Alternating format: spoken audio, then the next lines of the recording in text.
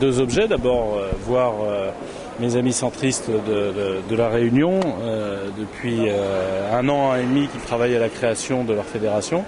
Le deuxième objet, c'est de venir voir le maire de Salazie parce que j'avais une convention avec Saint-Louis de la Réunion, la ville de Drancy avec Saint-Louis de la Réunion, et on n'a plus de convention, ou en tout cas elle n'est plus appliquée depuis qu'il y a un nouveau maire, en tout cas qu'il y a eu un nouveau maire élu en 2008.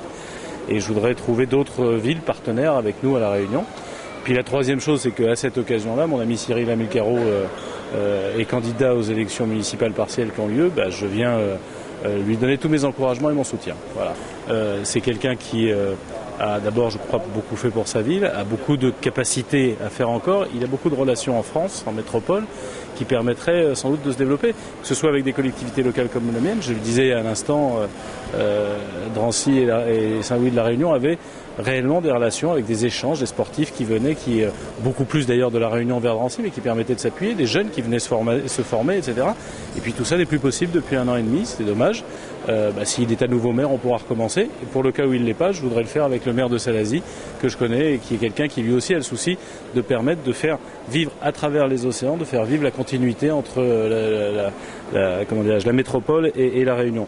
Puis je vais lui apporter en tant que vice-président, en tant que président exécutif du nouveau centre, notre appui sur cette élection, bien sûr. Ce que ça lui apportera, c'est vous qui le jugerez dans les urnes. Je crois simplement qu'on peut dire ici que en métropole, on a été très marqué par à la fois l'annulation de cette élection, parce que manifestement l'élection s'est pas déroulée dans les conditions normales, et l'annulation du budget du maire. Vous savez, ça n'arrive jamais que la Chambre régionale des comptes annule le budget de l'ancien maire, enfin du maire invalidé, pour fraude, pour insincérité, c'est ça ce que ça veut dire.